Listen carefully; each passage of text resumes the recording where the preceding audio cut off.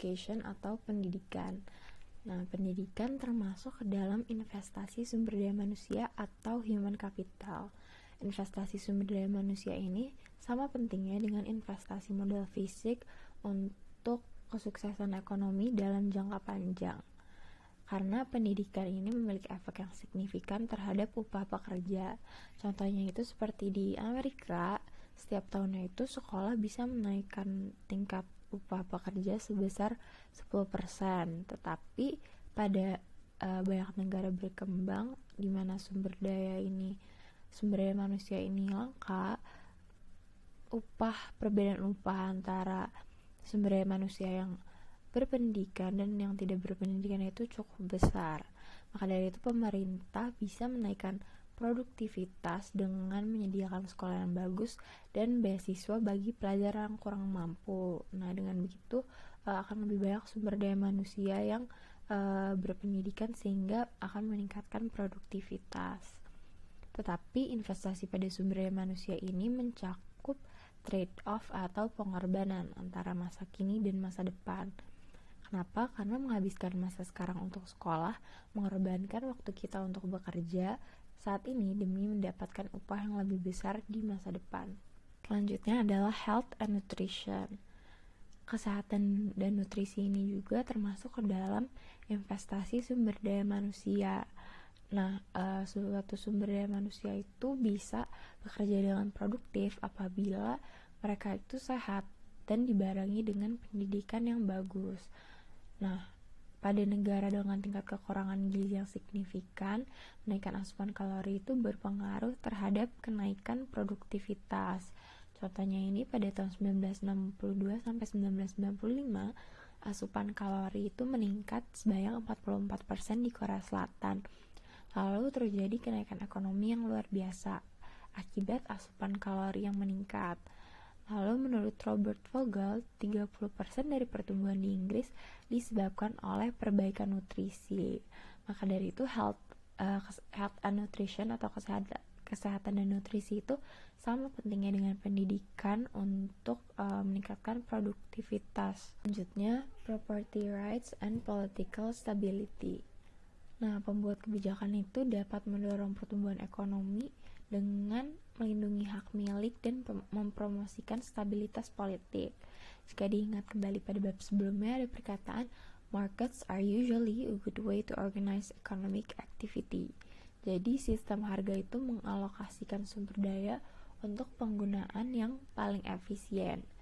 Nah, property rights sendiri itu merupakan kemampuan seseorang untuk menjalankan otoritas atas sumber daya yang mereka miliki. Nah, tapi pada banyak negara miskin, sistem keadilan itu belum ditegakkan dengan baik. Kenapa? Karena masih banyak terjadi pelanggaran kontrak, korupsi, penipuan, dan juga penyuapan.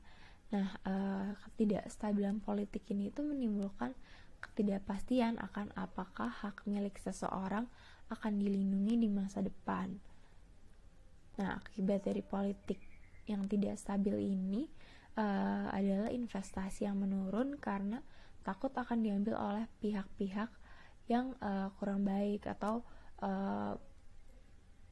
orang itu akan menjadi takut untuk berinvestasi karena takut hak milik dia atau sesuatu yang dia punya itu dicuri oleh seseorang yang memiliki niatan yang kurang baik.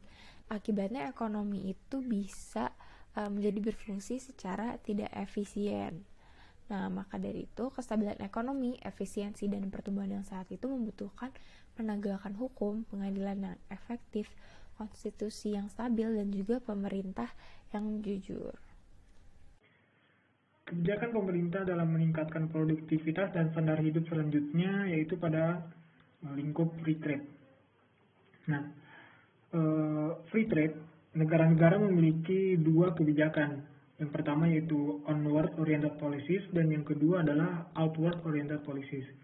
Nah, apa sih kedua kebijakan tersebut?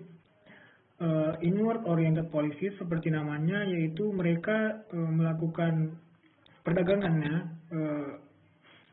cenderung ke dalam negara tersebut. Inward oriented policies itu bertujuan untuk meningkatkan standar hidup dengan cara menghindari interaksi dengan negara lain. Contoh kebijakan yang biasa digunakan mereka adalah penggunaan tarif dan pembatasan investasi dari luar. Salah satu contoh negara yang menerapkan inward oriented policy ini seperti yang kita tahu adalah Korea Utara. Itulah kenapa negara-negara yang biasa menggunakan inward oriented policies itu cenderung merupakan negara-negara yang miskin. Nah, selanjutnya itu outward oriented policies. Kebanyakan ahli ekonomi menyarankan negara-negara yang miskin menggunakan outward oriented policies ini agar negara tersebut tidak tertinggal dengan inovasi-inovasi negara-negara lain. Nah, outward oriented policy ini mendorong integrasi dengan ekonomi dunia. Contoh kebijakannya itu tidak membatasi atau menghilangkan pembatasan perdagangan atau investasi asing. Nah, kenapa inward oriented policies ini cenderung negara miskin dan outward oriented policies ini mendorong kemajuan? Karena tadi ketika ada penemuan-penemuan baru, ada discoveries oleh negara lain, negara tersebut tidak menjadi tertinggal dengan penemuan-penemuan tersebut. Sedangkan yang inward oriented policies karena mereka mengurangi interaksi dengan negara luar, sehingga mereka melewati penemuan-penemuan tersebut. Next, selanjutnya itu setelah free trade ya adalah research and development. Seperti yang kita tahu, research and development itu adalah penelitian dan pengembangan dalam bahasa Indonesianya. Nah, penelitian tersebut berperan penting terhadap teknologi-teknologi saat ini. Nah, peningkatan teknologi tersebut menjadi alasan kenapa standar hidup naik dalam jangka panjang. Kalau kita lihat, standar hidup orang-orang semakin naik jika dibandingkan dengan 100 tahun yang sebelumnya. Kenapa? Karena teknologi tadi. Komunikasi menjadi mudah karena telepon, dan juga pokoknya hidup menjadi lebih mudah karena teknologi. Nah, kemudian kenapa sih research and development itu bisa menjadi salah satu kebijakan pemerintah? Kenapa research and development itu tidak dilakukan oleh pihak swasta saja? Kenapa harus pemerintah? Nah, salah satu alasannya yaitu pengetahuan adalah barang publik. Apa sih pengetahuan adalah barang publik itu? Yaitu ketika seseorang menemukan suatu ide tersebut masuk ke dalam kolam pengetahuan yang dimana orang-orang tersebut bebas menggunakannya. Jadi ide itu menjadi barang publik. Nah, kalau di sini di presentasi ini yaitu ide bisa dibagi dengan bebas sehingga meningkatkan produktivitas banyak orang. Pemerintah berperan penting dalam penyediaan barang publik, tidak hanya seperti fasilitas, tetapi pemerintah juga berperan dalam menyediakan pengetahuan, informasi-informasi yang berkaitan dengan research and development tersebut. Nah, contoh kebijakan dalam memajukan perkembangan teknologi oleh pemerintah yaitu yang pertama hak paten. Ketika seseorang atau suatu instansi menemukan suatu hal yang baru, pemerintah bisa membantu mereka dengan memberikan hak paten, sehingga hak paten tersebut bisa meningkatkan tingkat kehidupan orang atau instansi tersebut. Kemudian yang kedua yaitu intensif pajak atau bantuan langsung kepada sektor research and development agar research and development tersebut terbantu oleh pemerintah. Kemudian yang ketiga adalah beasiswa atau hibah untuk penelitian di universitas-universitas. Selanjutnya yaitu pemerintah bisa mengatur pada population growth atau pertumbuhan populasi. Nah, population growth ini semakin banyak populasi, artinya banyak pekerja untuk memproduksi barang dan jasa. Tapi di lain sisi, semakin tinggi populasi, artinya banyak juga orang yang mengonsumsi barang dan jasa tersebut. Nah, ada 3 kemungkinan dampak pertumbuhan populasi terhadap standar hidup. Yang pertama yaitu stretching natural resource, kemudian yang kedua diluting capital stock, dan yang ketiga promoting technological progress. Seperti apa sih ini penjelasannya? Selanjutnya yaitu stretching natural resource. Nah, Thomas Robert Malthus mengatakan bahwa pertumbuhan populasi menekan kemampuan sosial untuk mengurus atau memenuhi kebutuhan diri sendiri, yang kemudian bisa mengakibatkan kemiskinan. Nah, asumsi dari Thomas Robert Malthus yaitu makanan itu penting bagi manusia, dan yang kedua adalah manusia itu cenderung berkembang biak, dan yang ketiga adalah kekuatan populasi itu lebih besar dari kekuatan bumi menghasilkan resource atau kebutuhan-kebutuhan manusia. Nah, tapi ketika kita lihat sejak saat itu, Malthus, by the way, Malthus itu orang yang udah lama ya, kalau nggak salah sih tahun 1700-an. Nah, sejak saat itu populasi dunia meningkat 6 kali lipat.